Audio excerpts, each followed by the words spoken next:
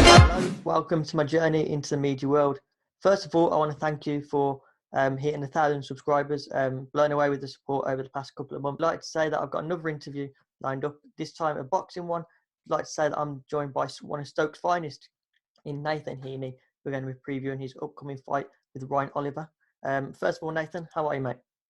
I'm very good, thank you, mate, and thank you for interviewing me today, mate. And well done, 1,000 subscribers as well. It's top work, that. Thanks, mate.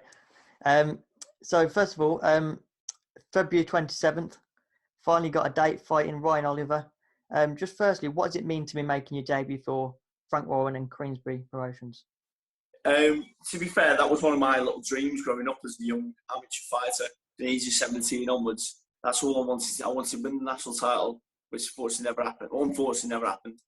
With the ultimate aim of being signed by Frank Warren. So to obviously do that later on in life has been brilliant. So to have that opportunity now is, really good. Yeah, and in terms of training camp, obviously we mentioned this fight, making your debut on BT Sport against Ryan Oliver. How's training camp been, bearing in mind that you've had a lot of dates thrown into the mix, first November, then December, and now you finally got a date. So what's the training camp been like overall?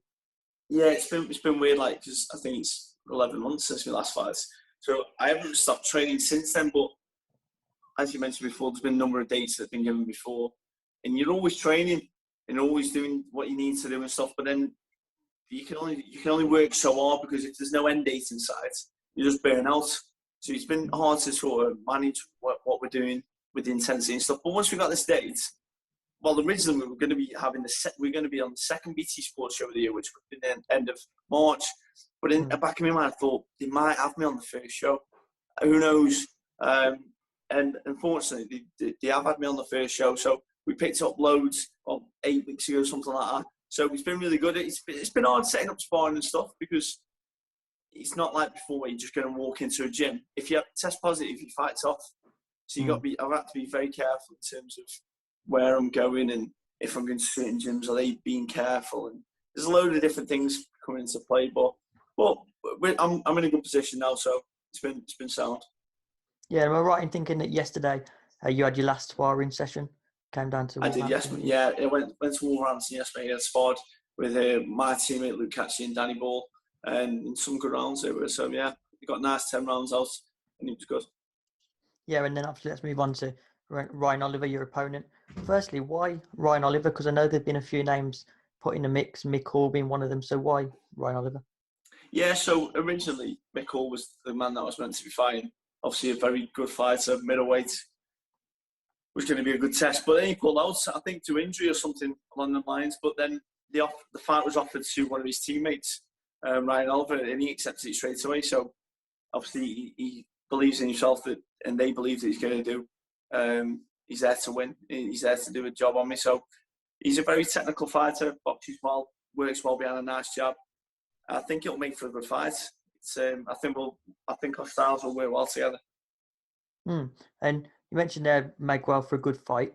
Unfortunately, you're making your debut and there's going to be no fans. So, firstly, how do you think you'll cope with that?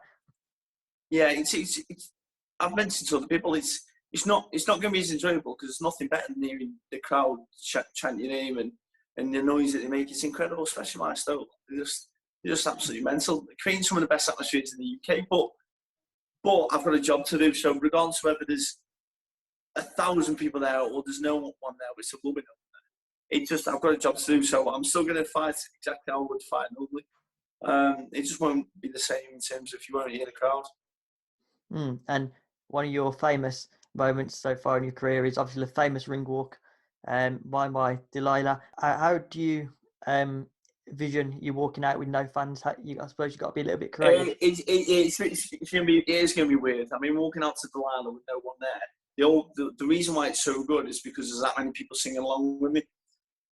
I've still got to give it some, mate, because that's what I do. I have to. If I wasn't to sing Delilah as I'm coming out, it wouldn't be right. I mean, I don't think mentally it'd be right either. So I've got to do it in a way where I just don't look an idiot when I'm doing it. So I've got to think of ways of what I can do when I'm done. I haven't seen the venue yet. It's the Copper Box Arena down in London.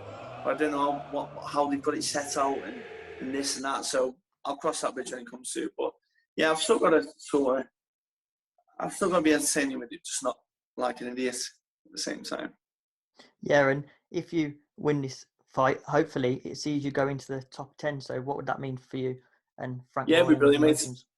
Yeah, well, it puts me right there. I'm right in the mix with some of the big boys of the division, and then no doubt they'll set up some really good fights for me in 2021. So yeah, I've got to win this fight though, and I've got to win it well, and then we'll take it from there. Yeah, you mentioned there about a good 2021 with Frank Rowan. Have you spoke with Frank, or is it just getting his fight out of the way and then? No, the only time I spoke to him was when I was first signed by them, and then I got a missed call. Well, I got a call on my phone from somebody I didn't recognise. It was Frank Warren, so I was like, well, yeah. So that was mint. But we haven't sat down and discussed what my career path's going to be, what they want to do with me yet. But we will do that eventually. Just got to, like I say, get this fight, do well in this fight, and we can sort that later. Yeah. Do you think you can achieve your dream fighting with Eubank? Who knows, mate? Like that was just that was asked. See, I never call any fights out. I don't, unless you're like one of the top 3 in the country and stuff. I think it seems a bit silly to call people out, but that's what my dream fight was, and I said Eubank at the Bet365. So, but obviously, I don't want everyone to keep tagging saying, "Oh, he wants to fight Eubank," because that's not the case. I want to fight whoever he comes to, but someone like him would certainly sell the bloody Bet365.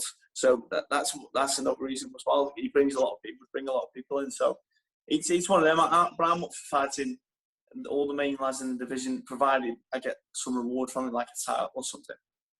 Yeah, I'm sure you can do that. Very finally, what would your message be to all the Stoke fans out there, all your boxing fans out there, ready for February 27th?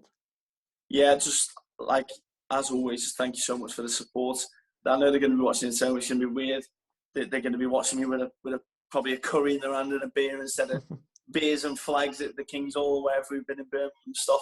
So yeah, it won't be the same without them. And they are the reason why I'm in the position I am in now. So it's not going to feel right, but I'm going to do the best I can, and then we'll soon take some places over later in the year when everything's back to normal.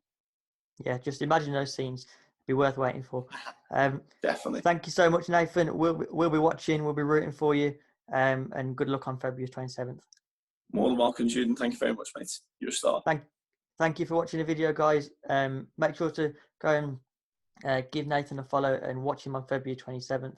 Until next time, goodbye. Hit the subscribe button and follow my journey to the media world. Click the video choices on screen to see more of my work.